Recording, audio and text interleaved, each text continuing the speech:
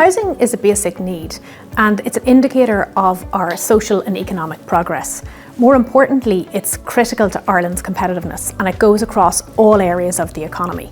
If you look at affordability, that goes to whether our key workers can get houses. If you look at attracting new talent into Ireland, that goes to inward migration and our good growth story, and whether we can continue to attract that talent with an ageing population coming at us. But lastly, the viability challenges go to whether we can stop being Dublin-centric and whether we can have that all-island economy that we aspire to. What this sector needs is clarity, certainty and cooperation. We've seen some improvements in those areas throughout the year as government have introduced new policy. But really what the government needs to do is think about this sector like FDI. They need to be brave, think big, think long term. They need a clear roadmap and a no surprises approach.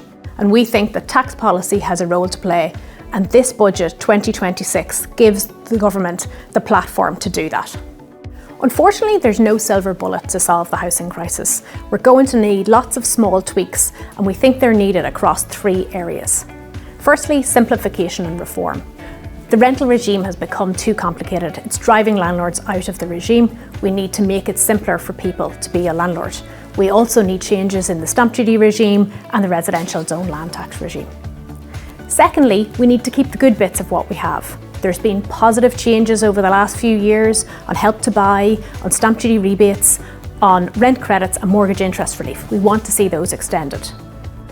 And thirdly, this is where the government need to be brave. We think with targeted tax incentives that are time-barred with appropriate safeguards will be a catalyst to attract new investment into the sector to help solve the housing crisis.